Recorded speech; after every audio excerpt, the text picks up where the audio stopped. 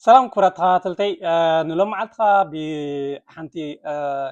كابتن زحلفا فيديو تاتي مقصل تازهون تحزلكم مسألة من البات أبت زحلف فيديو بزعباتين بلس أزهون سوفتويرنا جيرمن نبخاتم زغلغلا زعبن كزارو مخاني حبيرني ره انتاي مسكوني كوميلها أبت زحلف فيديو سلازلكم أبز لينك قد فالكمي عصبو تغليهم ويتكاتل وتغليهم ماتي نحردا فتيكم خا ناب حواتكم وينا محزتكم عرفتكم شاركتوا لها إلاوكم ماتيو جنبار كيحزكم بقى نابتي حزي مسح زلخ مدب وسطكم مالتي ني بوخالتون تن زبلت سوفت وير مالتي نا اكاونتانتي مالتي تكملن اب جيرمان وي اب اوروباون تكملن تدخل تكون من البات ايفلوتكم كرغصኛ ሆይነ زارولو اب جيرمان مالتي تن زبلت بلاتفورم وي كا سوفت وير حزلكم مصيلكم مالتي قصر حدا لكس اوفيس بال وي كا لكس بار اوفيس بال مالتي እዚኣ ሶፍትዌር ኣነ እውን ባዕለይ ይጥቀመላ ብኣገረ ስራሐይ ደፃፍ ማለት እዩ ናይ ቦኻልቱ ብምሉኡ ደፃፈላ ንሳያ ማለት እዩ ንክላይን ኡንተርኔማ ዘብሰንድሽ ኖቨምበር ፍሉሽ ብምሉእ እዚ ክትጥቀምላ ትኽእሉ ኢኹም ማለት እዩ ብፍላይ ከዓ ብካሳ ብካሽ ብባንኪ ንኩሉ ጥቀሙ ክተገልግለኩም ትኽእል እያ ማለት እዩ ብኣ እንታይ እንታይ ክትጥቀሙ ትኽእሉ ከዓ በብሓደ ክገልፀልኩም እየ ማለት እዩ ቁፅሪ ሓደ እዚ ናይ ቅድም ኢንስትራክሽን ዝበሃል ብኣ ክትጥቀሙ ትኽእሉ ኢኹም ማለት እዩ በቲ ናይ ቅድም ንጥቀመሉ ኤክስትራክሽን ክትጥቀሙላ ትኽእሉ ኢኹም ካልኣይ ኢረሽን ክትጥቀሙላ ትኽእሉ ኢኹም ካብ ዕለት 1 ወርሒ 1 2025 ኢረሽን እንዳኾነ እዩ ዝመፅእ ዘሎ ብፍላይ ከዓ እሱ ፍልጅ ትኸውን ኣለ ማለት እዩ ኣብ ጀርመን ቁፅሪ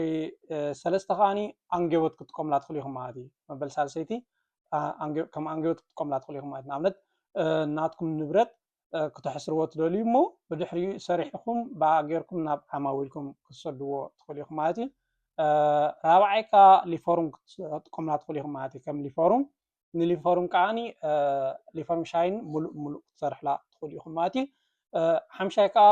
ዘርያ ኑማ ክትሰርሕላ ትኽእሉ ኢኹም ማለት እዩ ንሱ ከዓ ንኣብነት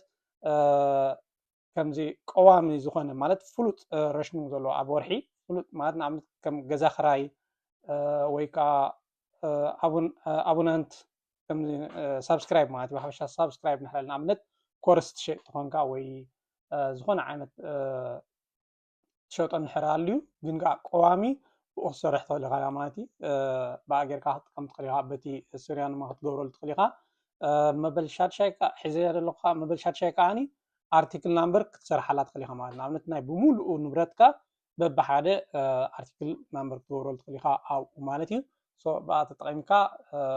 ሓፂር ጥራይ ሽዑ ኣርቲክል ህባ ኣቢልካ ንብረትካ ክንደይ ኣለካ ክንደይ ተሪፍካ ክንደይ ሸይጥካ ገለ ኩሉ ትከታተሎ ትኽእል ኢኻ ማለት እዩ ኣብ ሻምናይ ከዓኒ ዛምለን ኩነን ወይ ከዓ ኩነን ዛምለን ማለት እዩ ዓማዊል ምእካብ ማለት እዩ ንኣብነት ብምሉኦም ዝጠለቡ ረጅስትር እናገበርኩሞም ትኸዱ ማለት እዩ ብድሕሪኡ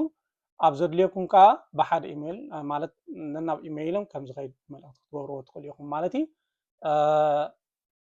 ታሻዓይ ከዓ ለን ኣብሬሽን እውን ንሰራሕተኛታት ንኣብነት ለን ኣብሬሽን ክትሰርሕሎም ትኽእሉ ኢኹም ሰራሕተኛ እንድሕር ሃልየምኩም ኖርማል ጥራይ እቲ ናይ ፈርሽሩን ካርታ የድልየኩም እቲ ባንክ ናቶም ዳታ ናቶም ማለት እዩ እቲ ሽቲ አይዲ ናቶም ሽቲ አይደንቲፊኬሽን ኑማ ማለት እዩ እሳ ተድልየኩም እያ ብድሕሪኡ ክንደይ ክላሰ ምዃኑ እዚአን ጥራይ የድልያኹም ብድሕሪኡ ባዕላ ተፃፈልኩም እያ ሰርከይ ረስዓ ኣብኡ ከለኹም ከዓኒ እቲ ንሰዓት ዝኽፈልዎ ከዓ ክትሰርሕዎ ትኽእሉ ኢኹም ማለት እዩ ንሰዓት ዝኽፈልዎ ገለመለ እዚአን እንድሕር ራእይኩማ ባዕላ ተፃፈልኩም ትኽእል እያ ማለት እዩ ዓስራይ ኦንዛት ሽተያ ፈር ኣንሜልዱንግ ማለት እዩ ንፋይናንስ ኣምት ማለት ንፋይናንስ ኣምት ብኦንላይን ብሓንቲ ክሊክ ኣብኡ ከለኹም ኣመልድን ትገብሩ ወይ ኣብ ወርሒ ወይ ኣብ ወይ ወርሒ 4 ወርሒ ኣብ ዓመት ትገብርዎ ትኽእሉ ኢኹም ማለት እዩ ከከም ናትኩም ትካል ወይ ከከም ኣሰራርሓኹም ብኡ ክትጥቀሙ ትኽእሉ ኢኹም ማለት እዩ መበል 11 እሽተያበራታኻ ስጋን ክትህብዎ ትኽእሉ ኢኹም ማለት እዩ ንኣብነት ኣብ ዓመት ሓንቲ ግዜ እሽተያ ኤክልዮም ክትገብሩ ከለኹም ነቲ እሽተያበራታ ካብ ወረቃቅቲ ተሰኪምኩም ብፌስታል ናብ ሽታበራታት ትኸዱ ዳይሬክቲ እታ ኮድ ትህብዎ እትው ኢሉ ናትኩም ዳታ ተኸታቲሉ ኣብኣ ከሎ ይውዳእልኩም ማለት እዩ ኣብ ዓመት ሓደ ግዜ ሽታይ ክልዮም ትገብሮ ማለት እዩ በዚኣ ከፃፈልኩም ይኽእል እዩ ማለት እዩ እዝን ካልእን ኣለዋ ብጣዕሚ ፅብቕቲ እያ ዋጋታት ናታ ከዓኒ ንኣብነት ረሽኑን ገለመለ ጥራይ ፎኪስ ክሰርሓላ ብኳልቱም ካልእ ትሰርሓልካ እንድሕር ኮይኑ ኤስ ተኣኽለካ ኤስ ማለት 7 ኤሮን 90 ሳንቲምን ማለት እዩ እሳ ጥራይ ክትጥቀም ትኽእል ኢኻ ማለት እዩ እንድሕር ዳ ካብኣ ቁርብ ምዕብል ዝበለትካ ኤም ኣላቶም 12.90 ሳንቲምን ማለት እዩ ብድሕሪኡ እንድሕር ዳ ልዕል ዝበለ ማለት ቤካንት ከምዚ ፍሉጥ ሰባት ብብዝሒ ትጥቀምላ ከዓኒ ኤልያ 21 ኤሮን 90 ሳንቲምን ከዓ ንዋጋ ኣለዋ ማለት እዩ ኤክስኤል ሙሉእ ኮምፕሊት ኩሉ ክትገብረላ ትኽእል ከዓኒ ኤክስኤል 32.30 ሳንቲም ኣላ ሕጂ ማለት ሕጂ እኳ ዲስካውንት ኮይኑ ለመስለኒ 3 ወርሒ ኩሉ ግዜ ኣብ መጀመርያ 3 ወርሒ ዲስካውንት ትኸውን እዩ ኣትዮም ክትሪእዎ ትኽእሉ ኢኹም እዚ እቲ ሎጎ ከም ትሪእዎ ዘለኹም ማለት እዩ እዚኣ ላትኩም ቁፅሪ ሓደ ማለት እዩ ከም ቁፅሪ ክልተ ከዓ ሴፍዴክስ ማለት እዩ ሴፍዴክስ እቲ ኣገልግሎት ዳርጋ ተመሳሳሊ በቲ ናይ ጀርመን ሕግታት ክትሪኦ ከለካ ብጣዕሚ ተመሳሳሊ እዩ ዘለዎም ሰርቪስ ገለ ፍሉይ ነገር ምክንያቱ ኣነ ስለ ኣብኡ ደይጥቀም ሌክስ ኦፊስ ስለ ዝጥቀም ናይ ሴፍዴክስ ከመይ ምዃኑ ፅቡቅ ጌረ ኣይፈልጣን ግን ተመሳሳሊ እዩ ካብተን ቶፕ ናይ ጀርመን ቦኻቱን ሰርቪስ ትጥቀመለን ናይ ሶፍትዌር እያ ማለት እዩ እሳ እውን ኮስተንለስ ክትጥቀም ትኽእል ኢኻ ንሓደ ቅርብ ግዜ ኖርማል ብዘይ ዝኾነ ዋጋ ግን ውሕድ ነገር ኢኻ ትጥቀም ትኽእል እታ ቀዳመይቲ ስቴፕ 12.90 ሳንቲምን ካልአይቲ ከዓኒ 25.90 ሳንቲምን ሳልሰይታ ዝበለፀት ናቶም ከዓኒ 34 ኤሮን 90 ሳንቲም ማለት እዩ እዚአን እተን ፅቡቃት ኣፕሊኬሽናት ናይ ጀርመን ወይ ከዓ ናይ ሶፍትዌር ማለት ክልቲአን ሓንቲ እውን ቪዞ ሽተያ ትብል ኣላ ቪዞ ሽተያ ከማን ዋላ ሽተያ ክሌሩም ዋላ ናይ ሽተያ ክሌሩም ከማን ብዓለም ገብሩ እዮም መሰንበቲ ኣብቲ ሕጎም ሪአዮ ዘለኹ ከምኡ እዮም እዚኣ እውን ፅብቕቲ እያ ራብዒቲ ከዓ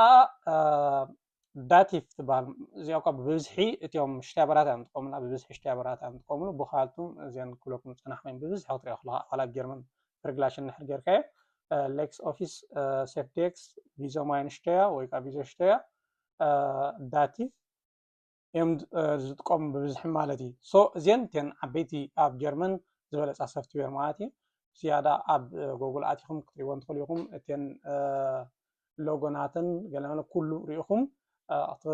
ክትመርፁ ትኽእሉ ኢኹም ደስ ዝበለኩም ንዓኹም ማለት እዩ ከም ዝበልኩኹም ኣነ ሌክስ ቬር ኦፊስ እየ ዝጥቀም እሳ ከዓ ብጣዕሚ እየ ዝፈትዋ ብጣዕሚ ክላውዲ ከዓ ኖርማል ካብ 8 ዓመት ክሳብ 10 ዓመት ውሕስ ንብረትካ ፍሊሽቲ ናቶም ማለት እዩ ዋላ ኣብቲ ናቶም ሕጊ ፖሊስ ናይቲ ዌብሳይቶም ልክዕኹም እዩ ዝብል ማለት እዩ ዳሕራይ ከዓ ኣብ ብቐጥታ ትከታተሎ ኢኻ ኩሉ ዳታታት ናትካ ካልኣይቲ ጥቀመሉ እውን ኣብ ኢድካ ስለ ዝኾነ ማለት እዩ ሴፍዴክስ ተመሳሳሊ ቪዞ ሽተያ ዳቲቭ ማለት እዩ ካልእ እውን ኣሎ በዓል ኦርጋማክስ ዲገለ ዝበሃል ኣሎ ካልእ እውን ኣሎ ብሓፈሻ ተፈላለዩ ኣሎ ግን እዚአን ኩለኩም ፀናሓኹ ኣነ ዝፈልጠን ማለት እዩ ኣነ ዝፈልጠን ብጣዕሚ ውሕሳት ኣብ ጀርመን ናይ ሶፍትዌር ማለት እዩ እዚአን ክትጥቀሙ ትኽእሉ ኢኹም ካልእ ነዚ ተመሳሳሊ ሕቶታት እንድሕር ሃልይኩም ኣብ ኮመንቲ ክትፅሕፍለይ ትኽእሉ ኢኹም ሕፍለይ ትኽእሉ ኢኹም ዘድልየኩም ነገር እንድሕር ሃልዩ ብፍላይ ምስ ብኻልቱም ተኣሳሰር እንድሕር ሃልዩ ማለት እዩ እዚ ዝበልኩም ግን ኣቐዲምኩም ውዕል ቅድሚ ምግባርኩም ኮስተመርስ ናይ ወርሒ ድዩ ናይ ክልተ ሰሙን ድዩ ገለ ኣለዎም ንዑ ጥራይ ክትጥቀሙ ኣለኩም ማለት እዩ ምክንያቱ እንድሕር ፈቲኹሞ ተወፅሉ ተዘይፈቲኹሞ ከዓ ከምቲ ኣሰራርሓኩም ትሰርሑ ማለት እዩ ግን ዝሓሰረ ዋጋታቱ በለመ ካብ ብኻልቱም ኣብ ቢሮ ናቶም ከይድካ እቲ ዝሓሰረ ዝፀፈፈን ሶፍትዌር እዚአን ንብለኩም ዘለኹም እያ ክደግመልኩም እየ ሶፍትዌር ናይ እዚአን ብኻልቱም ኣስማተን ሌክስ ቫር ኦፊስ ትበሃል ሓንቲ ሴፍዴክስ ካልአይቲ ቪዞ ሽተያ ሳልሰይቲ ዳቲፍ ራብዐይቲ ማለት እዩ ዳቲፍ እኳ ኣነ ዋላ ንባዕለይ ብዙሕ ኣይ ኮምፕሊሴት እያ ንዓይ ትኾነኒ እዚኦም ሽትያ በራታ ፋኽ ሽትያ በራታ ግን እሳዮም ዝጥቀሙ ብብዝሒ ማለት እዩ ቅልል ዝበለ ብኻልቱም ግን እዚአን ሶፍትዌር ክትጥቀሙ ትኽእሉ ኢኹም ካልእ ዝተረፈ ኣብዚ ዩቱብ ሓድሽ ስለዝኾንኩ ሸር እናገበርኩም ገለ ክትሕግዙኒ ብክብሪ ይዕድመኩም ማለት እዩ ብዝተረፈ ኣብ ቀጻሊ ረኸብና ብካልእ ፕሮግራም ክመጽእ ኣብ ቀረባ ግዜ ሰላም ዘለዎ ምሸት